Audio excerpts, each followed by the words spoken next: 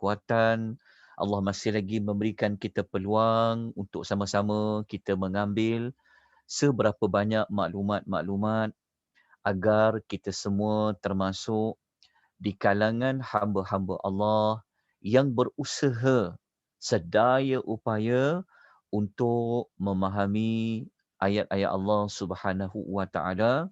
Semoga usaha kita yang sedikit ini, usaha kita yang kecil ini dinilai, diterima oleh Allah sebagai salah satu amal-amal soleh kita kepada Allah Subhanahu wa taala. Semoga Allah melapangkan dada kita pada malam ini, Allah mempermudahkan pengisian kita pada malam ini. Semoga kita semua ikhlas semata-mata kerana Allah Subhanahu wa taala. Niat kita nak cari rahmat Allah, niat kita nak dapat redha Allah Subhanahu wa taala. Kita terus ke juzuk yang ke-9. Juzuk yang ke-9 seperti yang kita sedia maklum, juzuk yang ke-9 ini dia mengandungi 2 surah. Yang pertama adalah surah Al-A'raf dan yang kedua adalah surah Al-Anfal.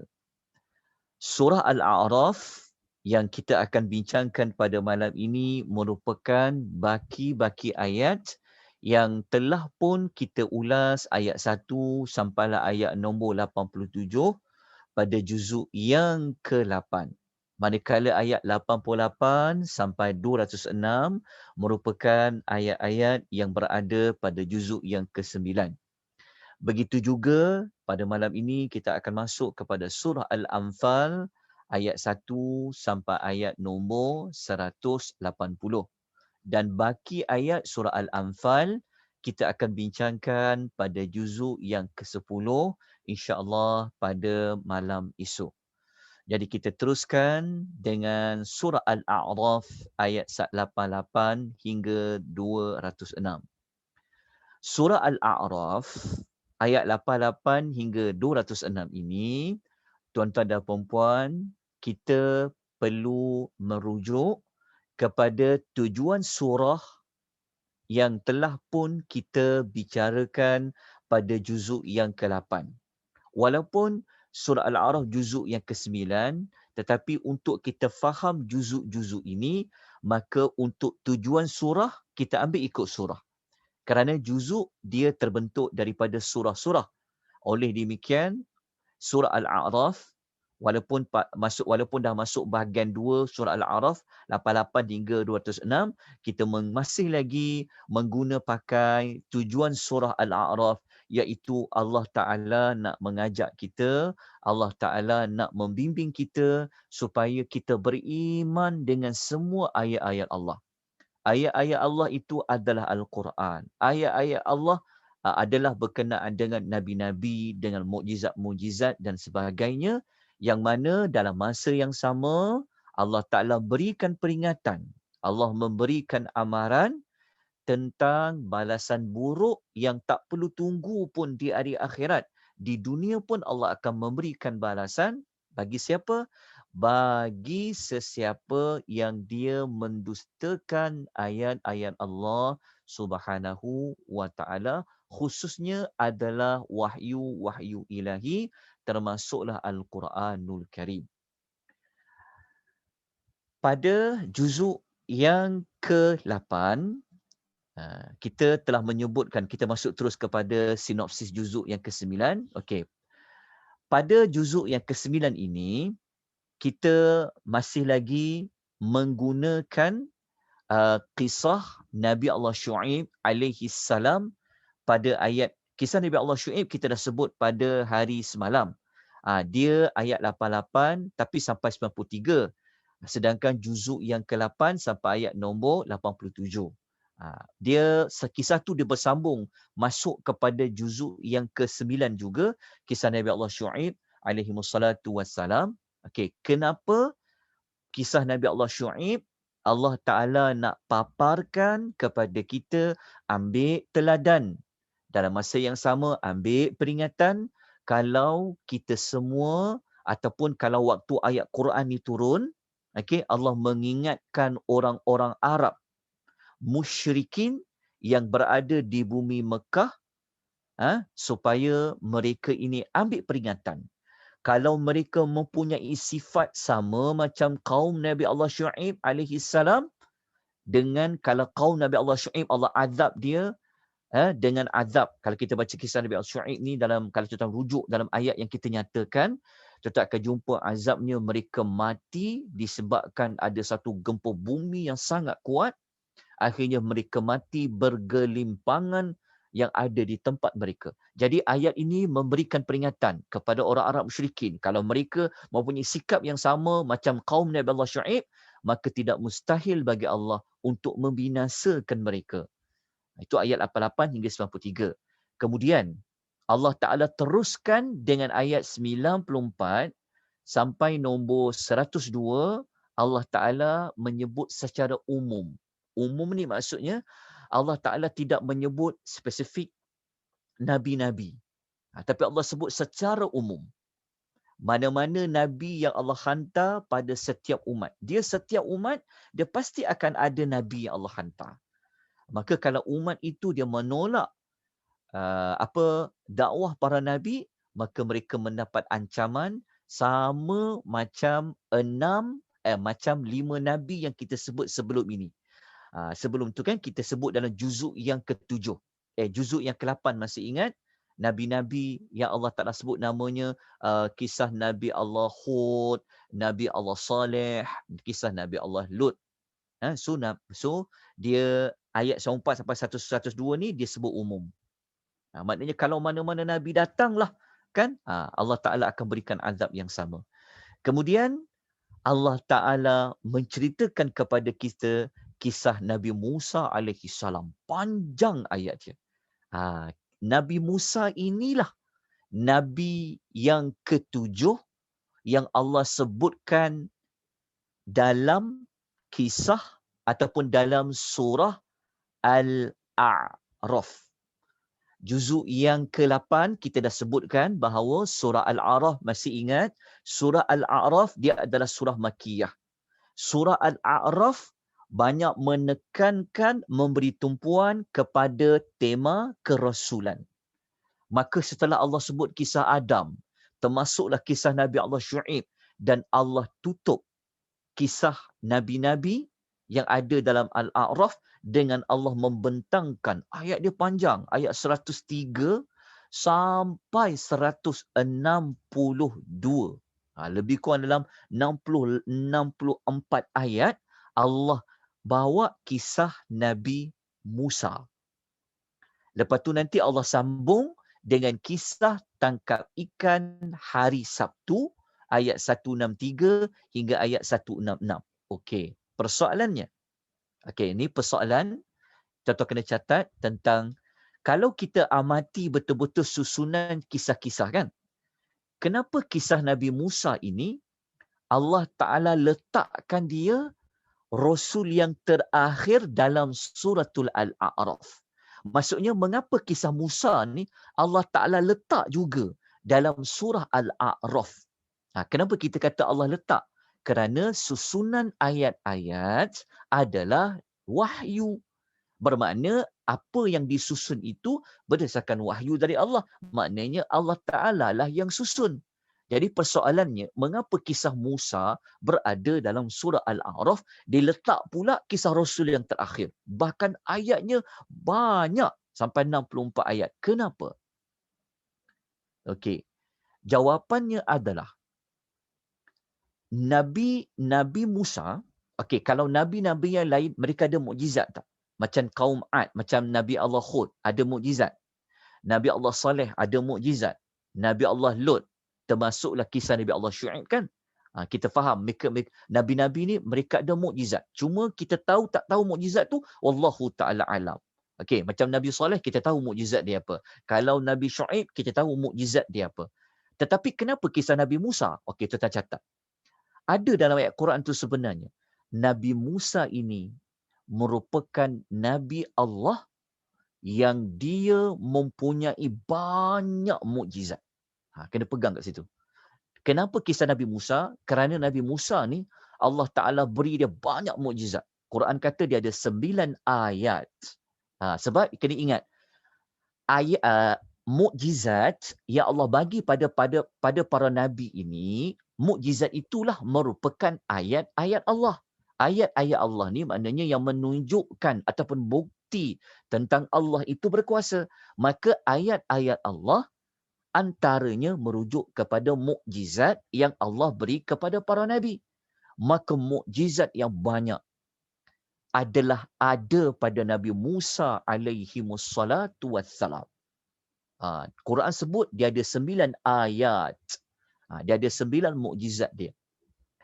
Mukjizat itu 7 mukjizat itu ada di dalam surah Al-A'raf.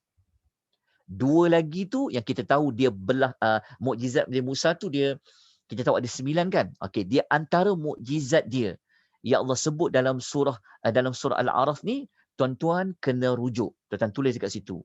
Ayat 130 sampai 133.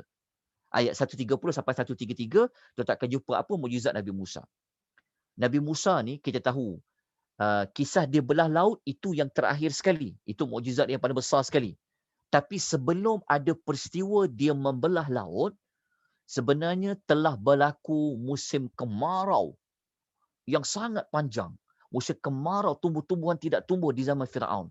Di zaman Nabi Musa tu. Kemudian Nabi Musa dengan berkat doanya, Allah Ta'ala suburkan. Tapi mereka tak insaf lagi. Mereka masih lagi melakukan kesyirikan. Maka kalau kita baca ayat 133, kita akan jumpa. Allah Ta'ala hantar apa kepada mereka? Allah Ta'ala hantar taufan. Tak ubah juga. Allah hantar belalang. Allah hantar kutu. Allah hantar katak. Allah hantar darah. Mereka setiap kali ada masalah, minta Nabi Musa tolong. Nabi Musa selesaikan macam tu. Mereka ni Allah Ta'ala berikan banyak dia punya ayat-ayat Allah tadi tu. Kan? Tetapi mereka walaupun dah hantar last kali Allah hantarkan darah, maksudnya mereka nak minum air saja ada darah. Kan? Mereka tetap sombong, mereka tetap tidak mahu menerima dakwahnya Nabi Allah Musa alaihi salam. Sebab itu kisah Musa diletak hujung-hujung untuk untuk menunjukkan bahawa Nabi Musa ni nak tengokkan tahap, maknanya kisah Nabi Musa ni dia menunjukkan tahap kesombongan yang terlalu besar yang ada pada Firaun dengan pengikut dia. Sebab apa mereka ni terlalu sombong? Sebab mereka telah nampak depan mata mereka. Mereka telah lalu, mereka jumpa mukjizat-mukjizat ni. Mukjizat Nabi Musa tu kan?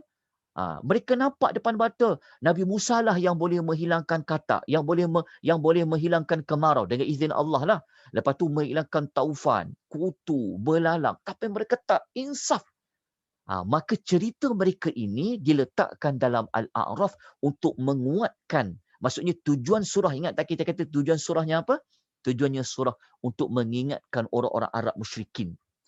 Bahawasanya apa? Bahawasanya Firaun kan lebih hebat daripada mereka orang Arab musyrikin, tapi mereka tetap sombong pada Allah Subhanahu wa Ta'ala. Maka kita sedia maklum azab yang Allah berikan kepada Firaun dengan pengikut-pengikutnya. Itu sedikit sebanyak tentang munasabah kisah Nabi Musa. Dia kalau nak faham kisah-kisah, kita kena belajar dalam satu slot yang lain.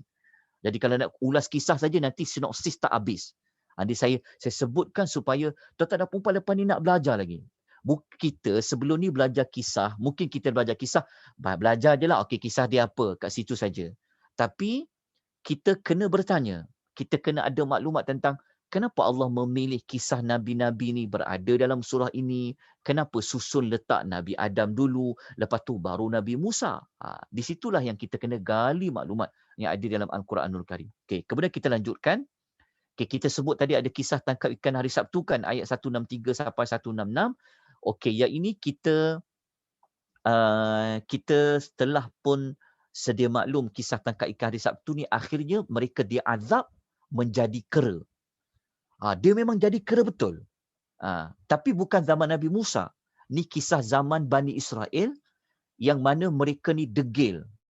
Mereka, tuan-tuan tahu tak dalam kisah dekat saat tangkap ikan hari Sabtu ni, okey tuan-tuan, dia tuan-tuan tolong sebab saya minta jasa baik tuan-tuan lah kena baca ayat dia satu persatu. Dalam nota ni saya dah bawa dah ayat dia. 163 saya dah bawa ayat dia.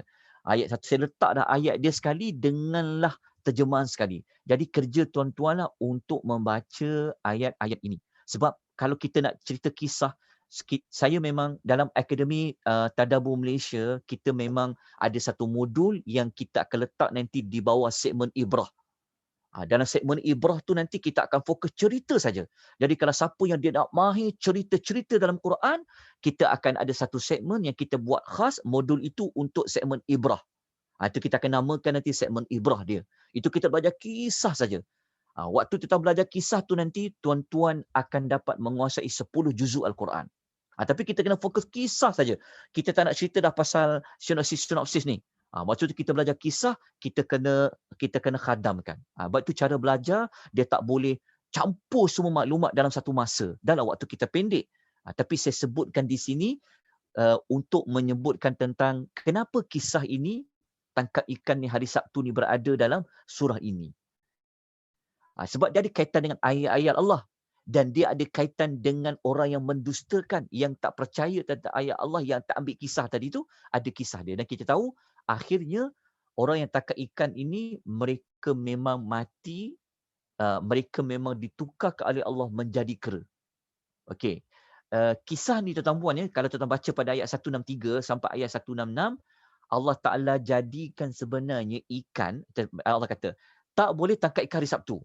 Okey, tetapi ujian bagi mereka, ikan tu dia tak muncul hari lain. Isnin tak keluar, ikan tak timbul, Selasa tak timbul, Rabu tak timbul, sampai hari Jumaat tak timbul. Ikan tu hanya dia timbul pada hari Sabtu. Ikan tu banyak. Dia keluar hari Sabtu, tapi hari Sabtu lah Allah tak beri mereka ini memancing ikan, tangkap ikan tu. Tapi akhirnya mereka degil, mereka tangkap juga. Okey. Sebenarnya kalau kita sedikit ambil masa belajar kisah, sebab tu saya kata tuan-tuan kita kena buat slot lain belajar kisah ni. Sebab kisah ni kita boleh tak cukup 1 jam sebenarnya. Kisah ni saja kita perlukan berjam untuk dapatkan dia punya penghayatan dia. Okey, tapi kita ambil ringkasan dia. Okey, dalam kisah ini tuan-tuan akan jumpa ada 3 jenis manusia. Yang pertama yang memang tangkap ikan. Hari Sabtu tu. Lepas tu satu lagi dalam tempat tu, perkampungan yang duduk dekat laut tu, ada satu kumpulan manusia yang mereka ini tak tangkap ikan. Bahkan mereka ni tegur, janganlah tangkap ikan. Okey. Tapi ada satu grup lagi, mereka ini dia buat tak kisah je. Satu grup ni, yang ketiga berdiam diri ni, dia tak tangkap ikan. Maksudnya mereka tak buat maksiat tangkap ikan hari Sabtu tu. Tapi mereka tak tegur pun orang yang tangkap ikan hari Sabtu tu. Mereka diam je. Bahkan yang berdiam diri ni pula pergi marahkan orang yang tegur tu. Kenapa kau nak tegur dia? Biar je lah. Biarlah dia nak tangkap ikan hari Sabtu. Kita tak buat apa-apa kan. Jadi ada kumpulan yang ketiga ni. Dia soalan kumpulan ketiga ni, dia jadi macam, dia tak tangkap ikan, dia tak buat salah, tapi dia tak tegur. Tapi ada satu kumpulan pula, dia menegur. Dan tuan-tuan kena baca pada ayat ini, kenapa mereka menegur? Kita kena baca kisahnya. Cuma saya paparkan kisah ini, pertama kita nak mencari sebab. Kenapa kisah ni duduk dalam surah Al-A'raf? Okey, tuan-tuan masih ingat waktu juzuk 8. Juzuk 8 kan kita sebut ada satu kumpulan manusia yang duduk di tengah-tengah tempat tertinggi, dia tengok syurga, dia tengok neraka. Masih ingat juzuk 8? Ada kaitan tak? Kena tak kisah yang menangkap ikan, ada yang kumpulan kedua yang tegur, satu kumpulan yang berdiam diri. Ada kaitan dengan Ashabul A'raf juga. Dan yang sangat berkait rapat, sebenarnya kenapa orang yang ditegur tadi, tangkap ikan hari Sabtu tadi kan, dia tegur, banyak kali dia tegur, akhirnya dia tak ambil kisah pun. Kita kena baca pada ayat nombor 166 last sekali, yang Allah nak kata apa? Allah nak mengatakan, falamma atau an ma nuhu anhu qulna lahum kunu qiradatan khashiin. Dia nak fokus tentang sombong tu. Jadi Allah Ta'ala kata, maka setelah mereka bersikap ulu, mereka bersifat atau ni maksudnya mereka bersifat sombong. kepada apa yang dilarang. Dah cakap tak boleh takat ikat, tapi mereka sombong, buat tak kisah saja. Maka Allah Ta'ala katakan, maka Allah Ta'ala buat apa? Allah Ta'ala kata, kunu kiradatan khosiin. Allah kata, jadilah kamu menjadi kera yang hina. Dan memang ia menjadi kera. Memang tukar jadi kera. Pendapat yang benar memang mereka bertukar menjadi kera. Jadi untuk tahu maklumat lanjut ni, itu kita kena buka, kita kena pergi insya-Allah di Akademi Tadabbur Malaysia. Saya tengah merangka beberapa modul-modul. Di antara modul yang dah ada, cuma nak kemas kini lagi susunan dia, adalah modul untuk ibrah kisah-kisah di dalam Al-Quran. Saya kempen tuan-tuan, ikutlah program itu, kerana nanti siapa yang boleh ikut daripada mula sampai habis, tuan-tuan akan belajar 10 juzuk di dalam Al-Quran yang mengandungi kisah-kisah. InsyaAllah nanti kita akan beritahu maklum ini selepas hari raya. Lepas Ramadan, kita akan teruskan dengan modul-modul yang terbaik untuk tuan-tuan dan puan-puan belajar. Okey, kemudian kita lanjutkan. Okey, yang ni kita dah sebut tadi. Okey, sekarang ni pula kita nak pergi satu soalan lain. Okey, kenapa kisah-kisah dalam Quran, kisah Nabi tujuh Rasul, kisah tangkap ikan ini Allah Ta'ala letak dalam surah Al-A'raf, maknanya kenapa kisah-kisah ni Allah cerita kepada Nabi Muhammad SAW? Jawapan dia sebenarnya tak, kita sedia maklum bahawa kisah-kisah Nabi ni nak bagi motivate dekat Nabi, nak motivate kepada Rasulullah. Jangan patah semangat.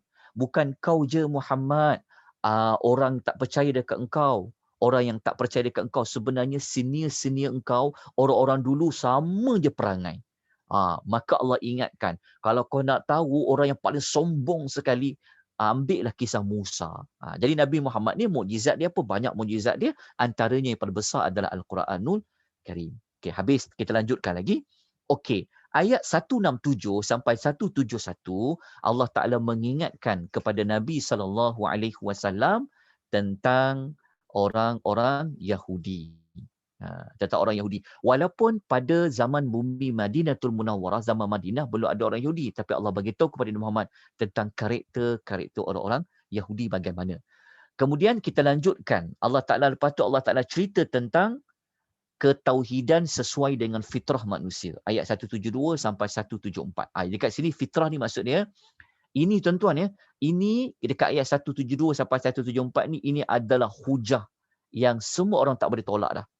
Maksud dia kalau umat-umat, kalau ada kaum yang tolak Nabi, mungkin dia tak setuju Nabi ni beginilah, Nabi ni begini.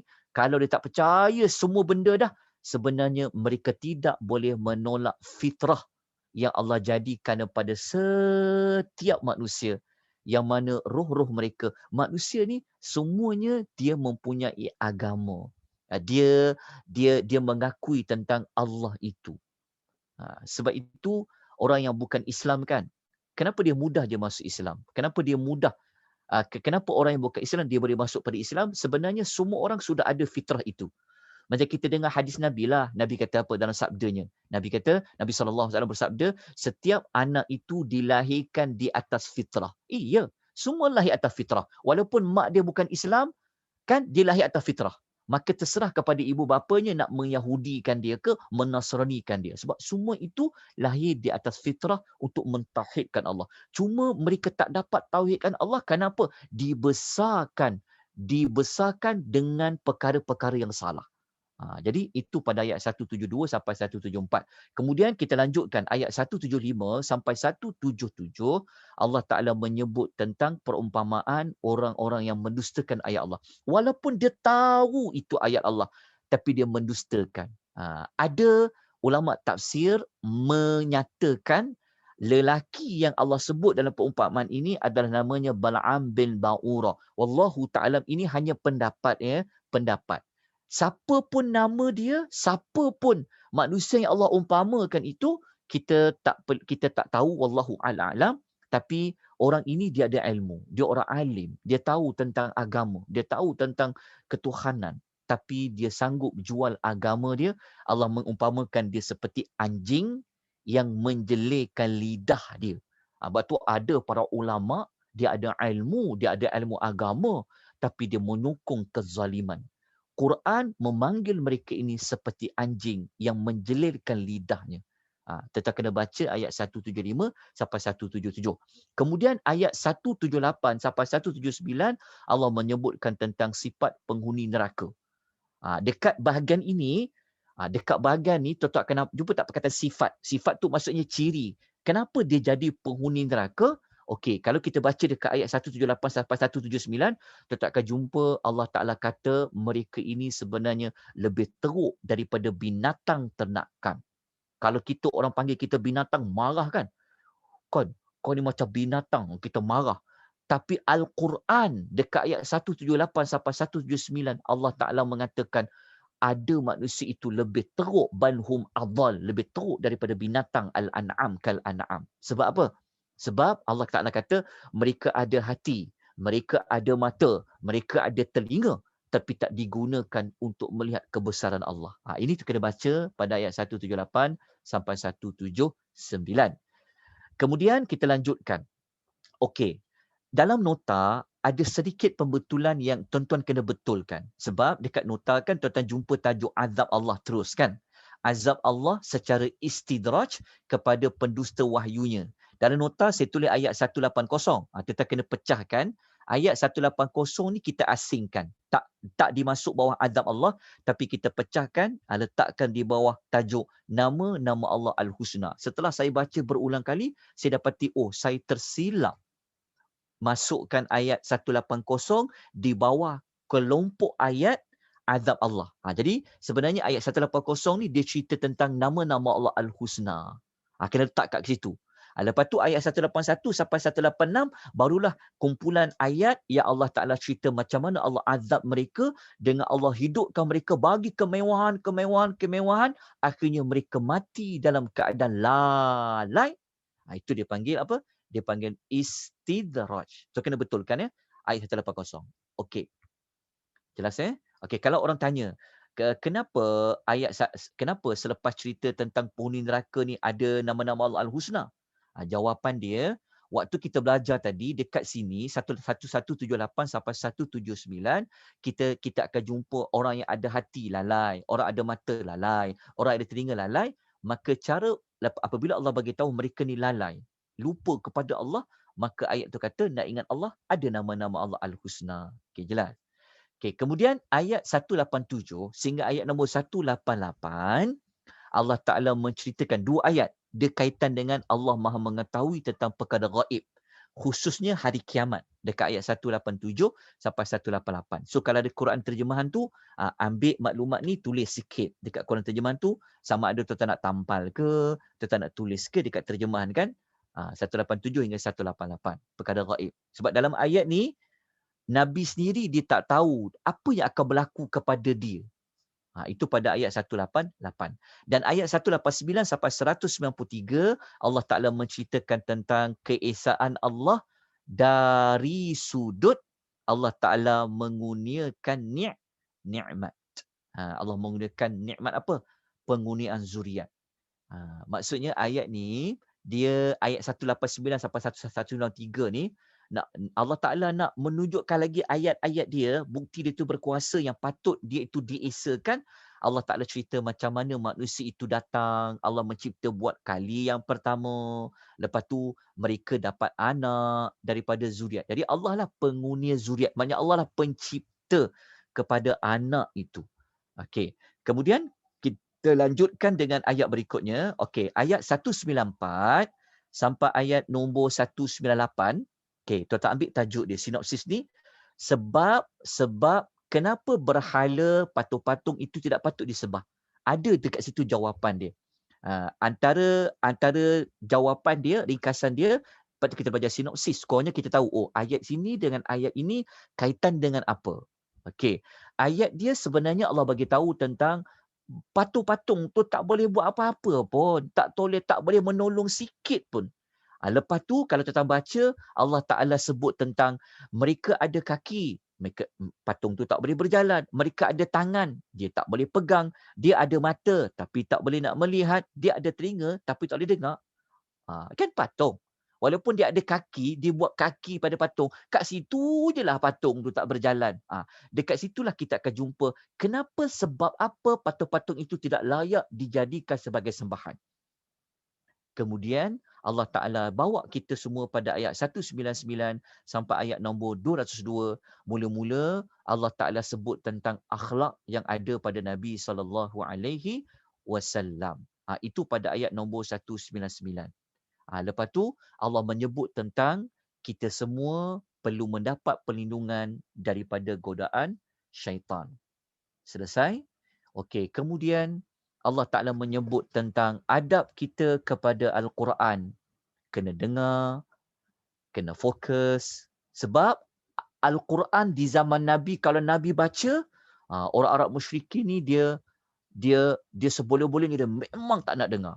Tapi Allah ajar kepada kita adab mendengar Al-Quran dan juga berzikir kepada Allah Subhanahu Wa Taala 203 sampai 202. Dan pada penghujung macam tertinggal kan. Mana ayat nombor 2 saya minta maaf terbalik tu. 203. Jap. Macam tertukar tu sekejap jap. Tadi 202. Okey, 203 sampai 205. Tolong betulkan. 203 sampai 202 cerita tentang adab terhadap Al-Quranul Karim. Tolong betulkan. Sekejap saya semak. Sebab saya buat bulan puasa ni, tanda orang puasa tuan-tuan puan tempat silap-silap tu. Okey, sekejap Dia surah Al-A'raf kan? Ya, 203 sampai 205. Betulkan. Bukan 202, 205. Adab terhadap Al-Quran dan berzikir. 203 sampai 205. Dan ayat last sekali, penutup ayat last sekali, 206 surah Al-A'raf, Allah meletakkan kisah malaikat. Kenapa kisah malaikat ni dia jadi ending? Penutup ayat last sekali Allah letak dekat surah Al-A'raf. Kita ingat tak ayat dia? Tengok ayat dia dulu. Kalau baca ayat dia, mungkin kita boleh kaitkan. Kenapa? Okey. Tengok dulu Al-A'raf. Okey, tengok ayat 206 kan? Lepas tu ada gambar sujud kan? Sujud tilawah tu, sujud sejadah kan? Kita baca tentang malaikat. Allah kata apa? A'udzubillahi minasyaitonirrajim. Innal ladzina 'inda rabbik la yastakbiruna 'an ibadatihi wa yusabbihunahu wa lahu yasjudun. Sesungguhnya mereka siapa? Iaitu para malaikat yang ada di sisi Tuhanmu tidak sombong untuk beribadat kepada Allah. Rupa-rupanya peletakan kisah malaikat yang ibadat kepada Allah selalu, mereka selalu bertasbih pada Allah, mereka selalu sujud kepada Allah. Kenapa mereka ni selalu bertasbih pada Allah, selalu sujud? Lepas tu pula diletakkan pada hujung-hujung ayat surah Al-A'raf kerana karakter yang ada pada malaikat. Mereka adalah makhluk yang tidak sombong kepada Allah. Rupa-rupanya kisah malaikat ni sangat tepat diletakkan oleh Allah pada ayat yang terakhir untuk mengukuhkan lagi tentang kisah-kisah umat-umat yang sombong kepada para nabi. Kan? Termasuklah kisah yang Firaun yang sombong kepada kisah Nabi Musa. Jadi Allah Ta'ala menunjukkan kalau kamu sombong, ada makhluk Allah yang tidak sombong, iaitu malaikat yang selalu bertasbih kepada Allah, selalu sujud kepada Allah. Maka kisah mereka yang selalu sujud kepada Allah ini, jumpa tak sujud tilawahnya ada gambar masjid kan 206. Kan kita disunatkan untuk sujud. Walaupun dia tidak wajib, tapi sunatnya untuk sujud. Kenapa? Adanya tanda sujud pada akhir surah ini. Kita tahu tanda sujud tu ada tanda sujud lah Ustaz. Betul. Tapi sebenarnya kenapa sujud tadi? Bahkan kalau kita perhatikan baik-baik, kita akan jumpa sujud tilawah kan. Ada gambar sejadah kan. Dalam Quran kan ada berapa? Ada 15. Kalau kita amati betul-betul, surah Al-A'raf inilah tanda sajadah yang pertama sekali yang ada daripada 15 tanda sujud sajadah yang ada di dalam Al-Quran. Kenapa ya? Kat situ pun dah timbul persoalan. Kan? Kerana kan kita belajar Al-A'raf kan, kita jumpa kisah-kisah kan daripada tujuan surah tadi. Maka tanda manusia yang tidak sombong kepada Allah, mereka akan sujud. Sebab sujud ni adalah satu simbolik, satu tanda yang kita letakkan diri kita ni hina pada Allah kan. Menunjukkan sifat orang yang tidak sombong kepada Allah. Maka watak yang tidak sombong kepada Allah menjadi penutup surah Al-A'raf adalah kisah malaikat. Dan kalau kita belajar lagi bahawasanya apa sebenarnya hikmah sujud ni kalau kita sujud tilawah ataupun sujud sejadah? Okey. Dalam nota tak ada hadis ni. Saya tertinggal hadis ni tapi tak apa Tuan Salin. Mungkin tuan pernah dengar kan? Okey, kita tahu dalam hadis riwayat Muslim, kalau kita baca Quran, jumpa ayat sejadah, kita sujud sejadah kan? Kita sujud sejadah, apa yang berlaku kepada syaitan, iblis? Nabi SAW bersabda, apabila anak Adam membaca ayat sajadah, lalu dia sujud, maka syaitan, dia akan melarikan diri, dia akan mengasingkan diri sambil dia menangis. Lepas tu dia bercakap dekat diri dia sendiri. Dia kata, apa celakanya aku, dia kata. Anak cucu Adam ni, ketika mereka diperintahkan sujud, mereka sujud. Mereka dapat syurga. Tapi aku ni diperintahkan sujud, aku tolak untuk sujud. Maka bagiku neraka. Jadi kalau kita sujud sajadah ataupun sujud tilawah, kita ini telah menyebabkan syaitan itu menangis. Menangis bukan kerana diinsaf, tapi dia tahu bahawa dia telah melakukan kesilapan yang dia tak nak sujud kepada Adam yang kita dah belajar juzuk yang ke-8.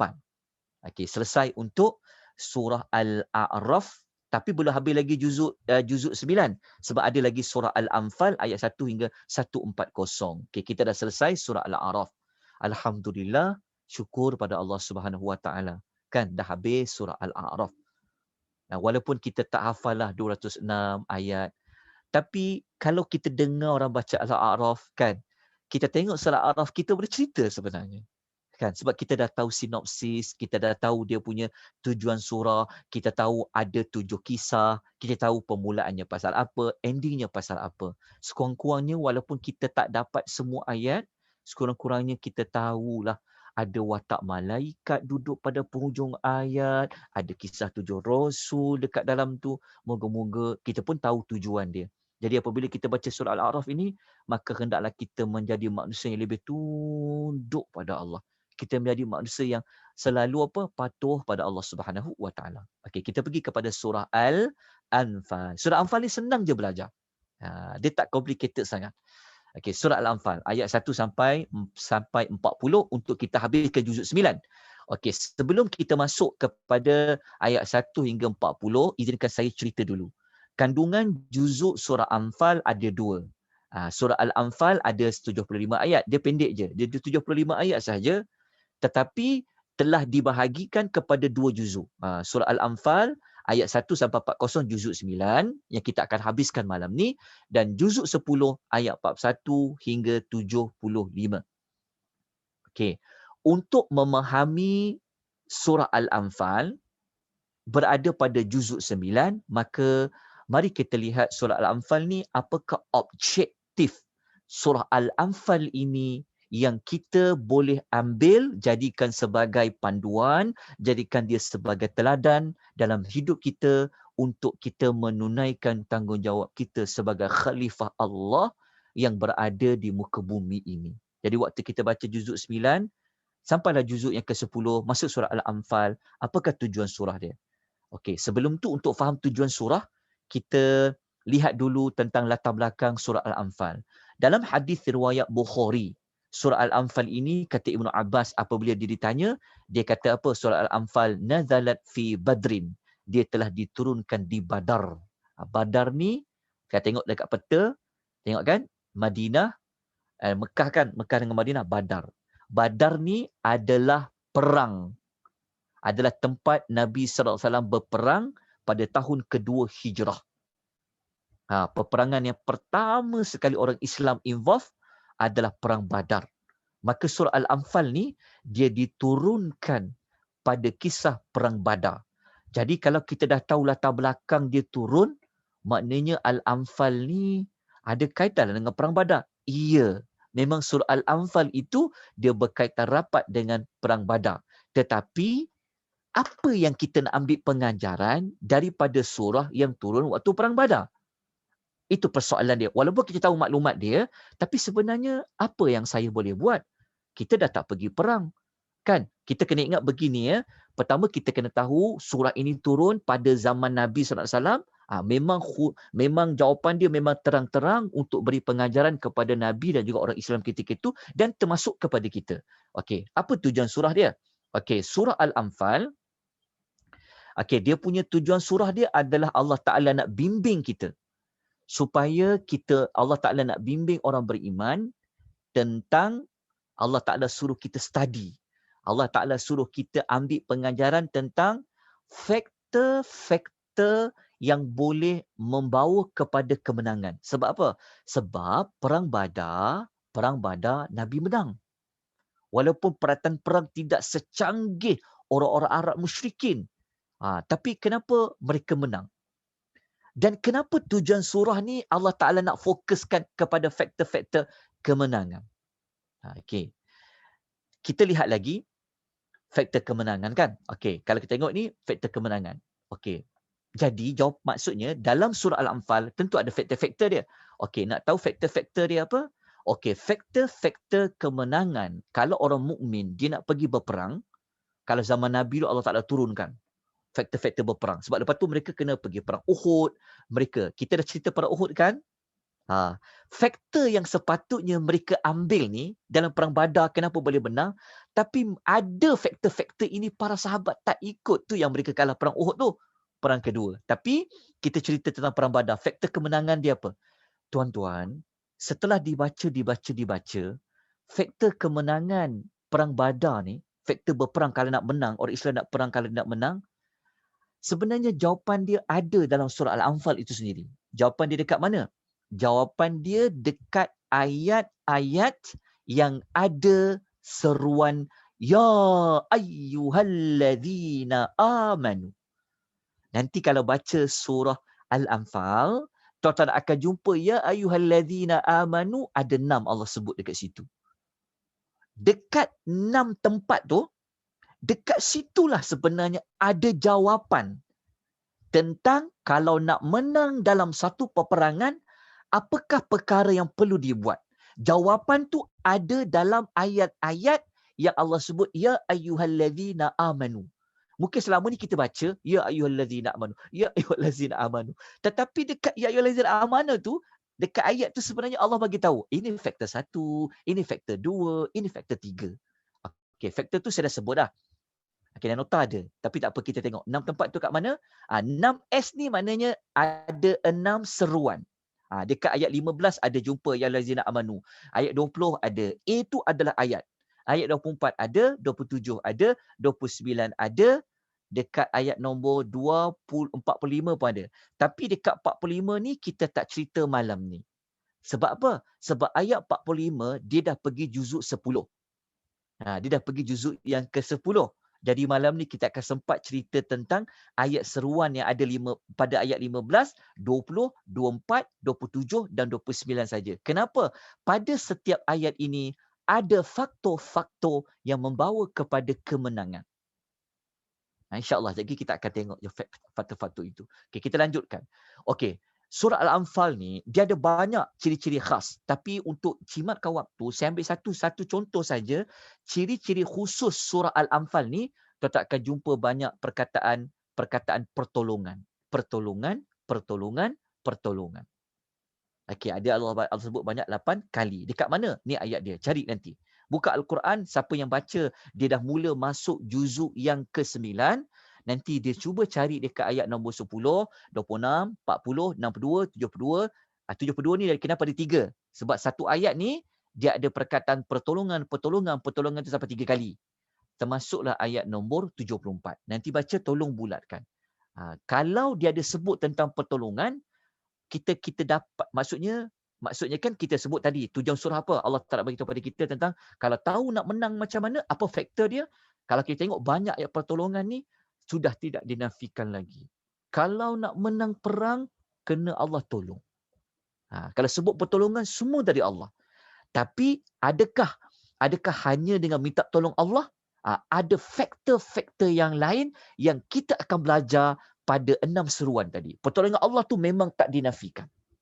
Tetapi nak tawakal, nak Allah tolong, kena buat dulu. Kena usaha dulu. Kalau Nabi tak usaha, tak adalah perang. Kalau Allah nak tolong, duduk je lah dekat Madinah. Tak payahlah keluar sampai nak pergi ke Badar. Tak payah. Tapi kenapa sahabat perang juga? Kenapa perang? Mereka keluar berperang, itulah usaha. Kalau dah ada usaha, barulah pertolongan Allah sampai. Pertolongan Allah Ta'ala ni termasuk faktor juga. Tetapi dia ada faktor usaha yang kita nak bincangkan pada malam ni. Okey, kita lanjutkan lagi. Okey, kita masuk sinopsis ringkas kandungan surah Al-Anfal bagi juzuk yang ke-9. Okey, dah tahu tadi dia punya tujuan surah? Kan? Nanti kita akan jumpa ayat pertama tentang faktor-faktor tu juga. Okey, kita lihat dekat sinopsis dia. Okey. Pada ayat pertama. Okey, ingat saya ada maklumkan pada kelas sebelum ini. Jangan terlepas pandang pembukaan surah. Kalau kita baca ayat yang mula-mula, macam kita ingat tak, kita dah sebut kaedah ni waktu kita belajar Al-A'raf kan? Kalau kita baca mula-mula ayat, kita kena tengok pendahuluan surah ni. Ada sesuatu pada pendahuluan surah ni. Maka waktu kita baca ayat pertama kan, kita akan jumpa Allah Ta'ala bagi satu jawapan ringkas, pendek je, tentang mereka bertanya tentang harta rampasan perang. Lepas tu Allah Ta'ala cerita tentang sifat orang beriman ayat 2-4. Kemudian Allah sebut ayat 3-14. 3-14 pertolongan Allah semasa perang Badar. Okey. Kita tengok ayat 1. Kenapa jawapan ringkas? Tengok ayat pertama ni lah menjadi sebab nama surah Al-Anfal. Okey, apa makna Al-Anfal? Al-Anfal adalah harta rampasan perang. Okey, kenapa jadi harta rampasan perang? Ayat pertama, kalau kita baca, kita dah dapat seolah-olahnya, kan sebab tu kita sebutkan, kalau baca muqaddimah, baca pembukaan je, jangan terlepas pandang. Dekat pembukaan tu Allah dah bagi clue dah. Ayat-ayat yang ke depan kau nak baca ni nanti akan tahu pasal apa. Dekat pembukaan dia. Jadi waktu kita baca ayat pertama, kita jumpa bentuk persoalan. Ya Allah kata apa? A'udzubillahi minasyaitonirrajim. Bismillahirrahmanirrahim. Yas'alunaka 'anil anfal. Mereka bertanya kepada engkau wahai Muhammad tentang harta rampasan perang. Siapa yang tanya? Sahabat-sahabat yang menang perang Badar tu, mereka bertanya kepada Nabi, macam mana ni harta rampasan perang ni? Macam mana ni? Macam mana nak bagi ni? Macam mana ni? Mereka bertanya kepada Nabi. Allah jawab tak soalan tu? Allah Ta'ala jawab. Tapi Allah jawab ringkas. Allah kata apa? Qulil anfalu lillahi war rasul. Allah Ta'ala kata, harta rampasan perang itu, dia terserahlah kepada Allah dan Rasul. Maknanya sahabat tadi punya beria-ria, orang Islam menang perang, tak sangka menang perang ni. Betul tak? Lepas tu dapat banyak harta rampasan perang, mereka tak sabar-sabar harta rampasan perang tu. Jawapan dia apa? Kalau kita baca ayat dia, harta rampasan perang tu untuk Allah dan Rasul. Maknanya macam, mereka tak dapat bahagian ke? Ayat pertama. Okey, persoalan dia macam ni. Persoalan dia adalah kenapa Allah Ta'ala tak bagi jawapan yang lain? Sebenarnya dia ada jawapan yang satu lagi. Dia ada jawapan sebenarnya pembahagian tu berapa tu. Tapi ayat pertama Allah tak jawab yang pembahagian orang Islam boleh dapat berapa, orang miskin boleh dapat berapa. Allah tak sebut lagi. Allah kata untuk Allah dan Rasul. Okey, tuan-tuan nak tahu jawapan dia ayat ke berapa?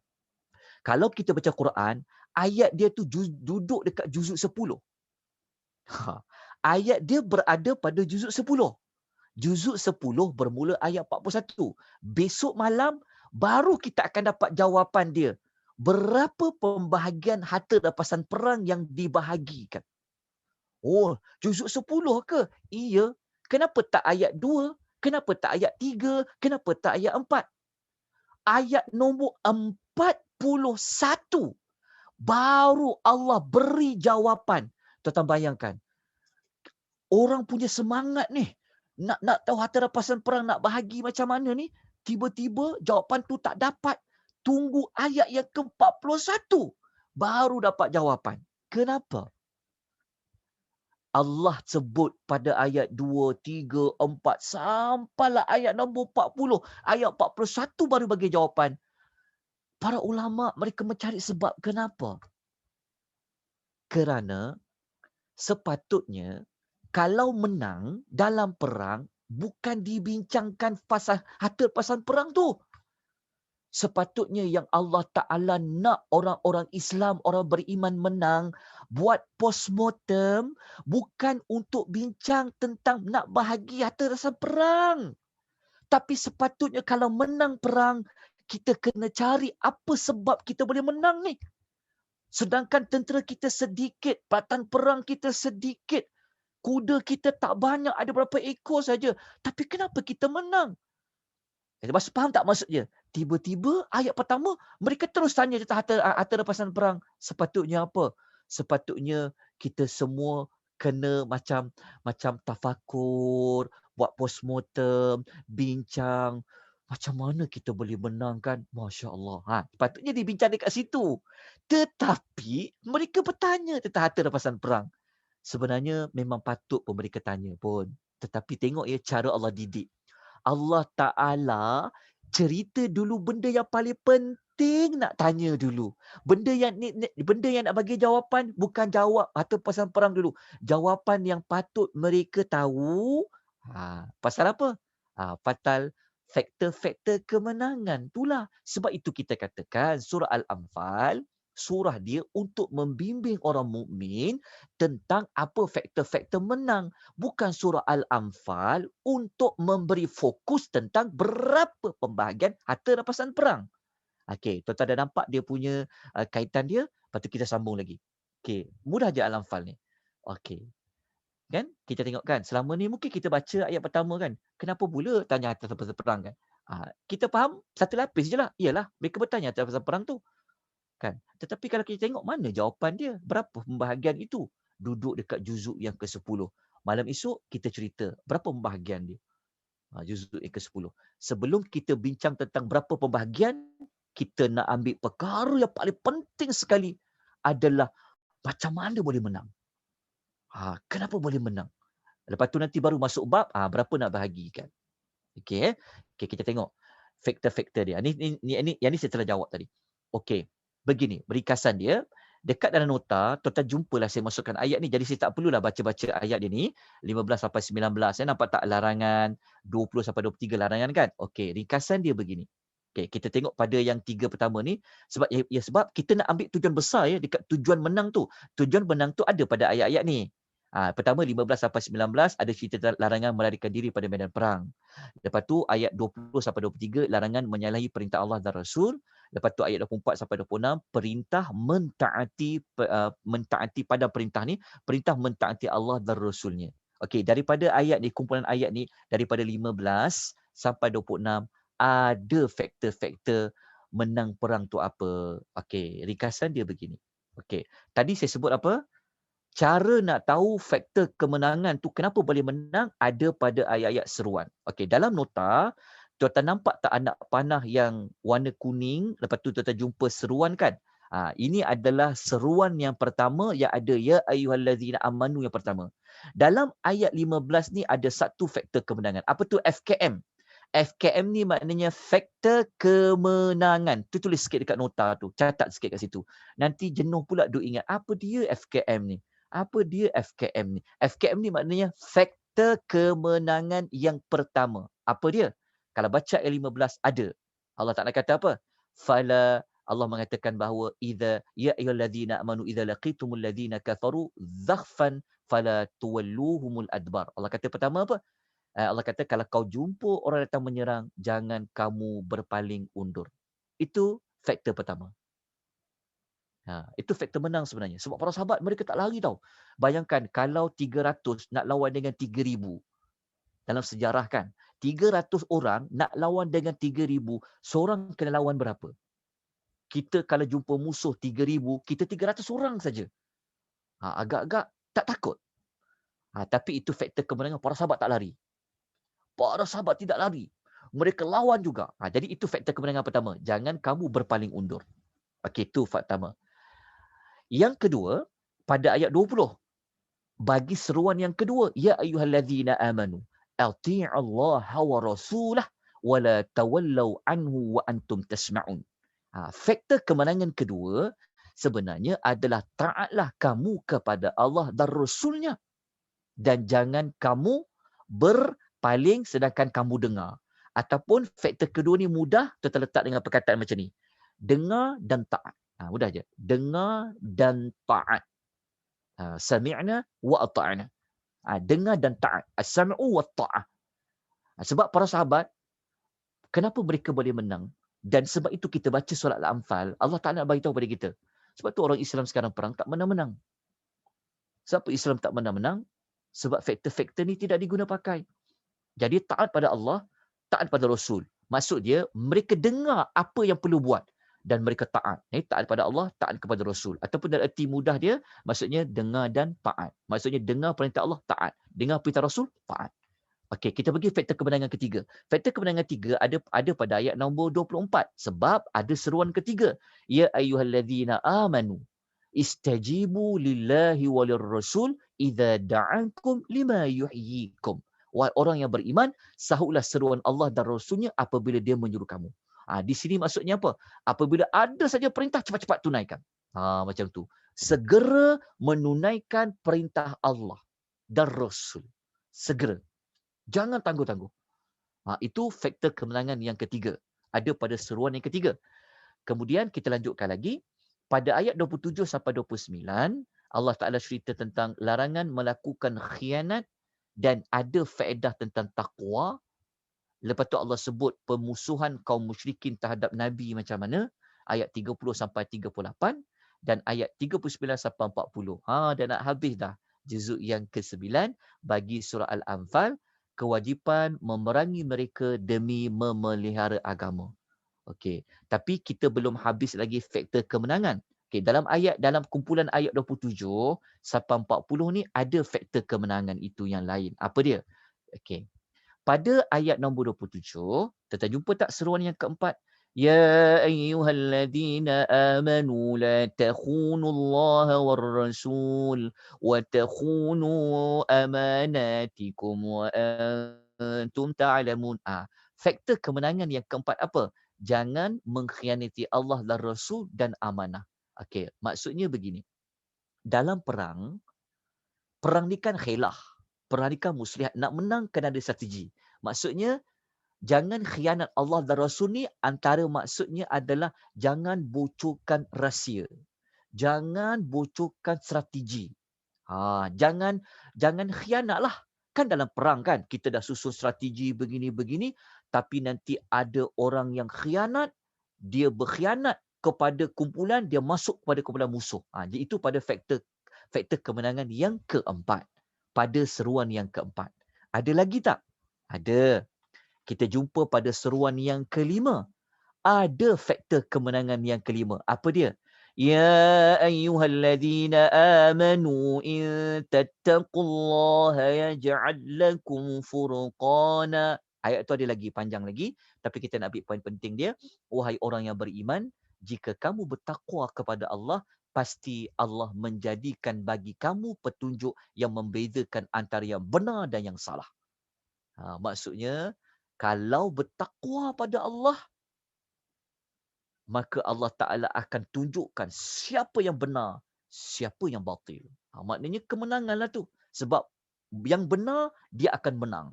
Yang batil, dia akan kalah. Tapi Allah kata syaratnya apa? Jika kamu bertakwa, pasti Allah akan jadikan kamu dapat petunjuk membezakan yang benar dan yang salah. Okey, kita dah sampai faktor yang keberapa? Faktor yang kelima. So ayat ni ayat terakhir sekali lah. Untuk juzuk 9, maka tamatlah kita juzuk ke-9. Tapi ada faktor lain. Faktor kemenangan ada lagi.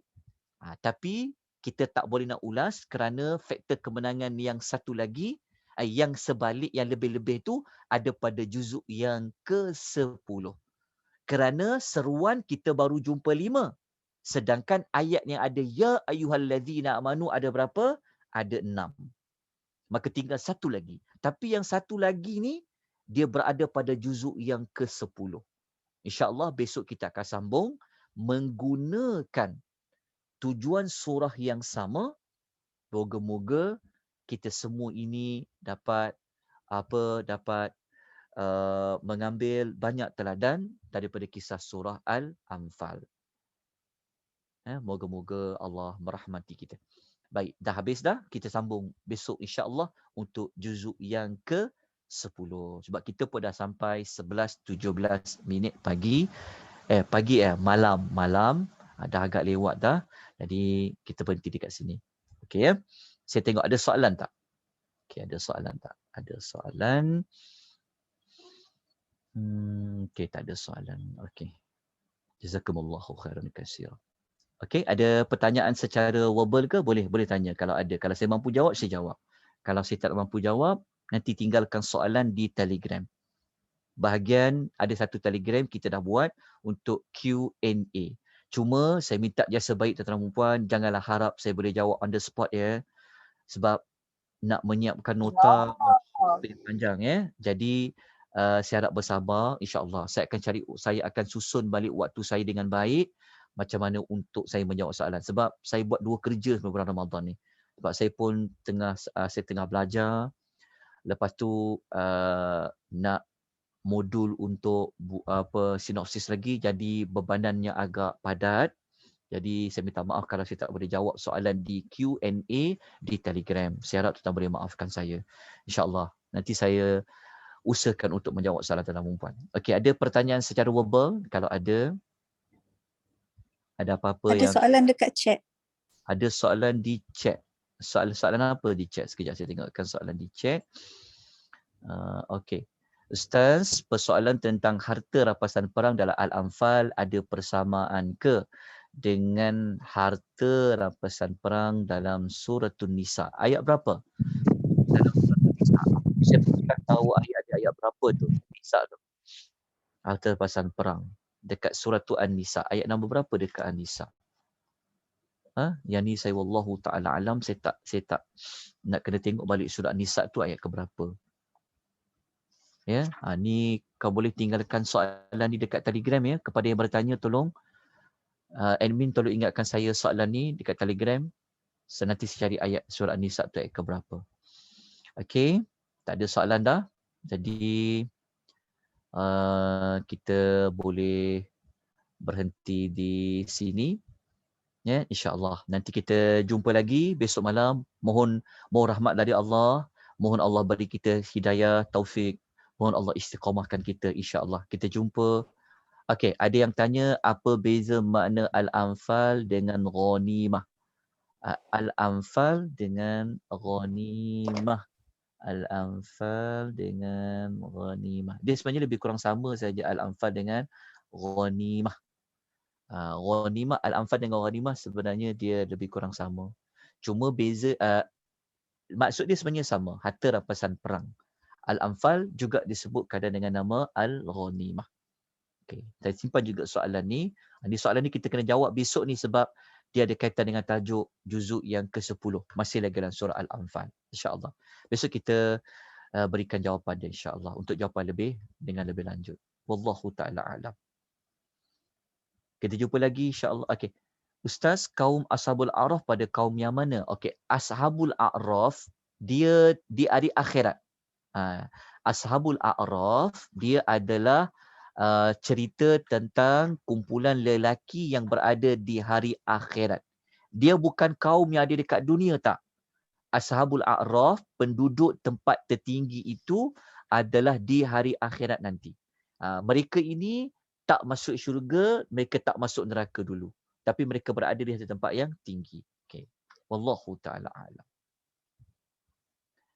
Okay, kita jumpa lagi. Aku qouli hadza wa astaghfirullahal azim wa billahi taufiq wal hidayah. Wassalamualaikum warahmatullahi wabarakatuh. Subhanakallah. Terima kasih Ustaz. Assalamualaikum. Waalaikumsalam warahmatullahi wabarakatuh.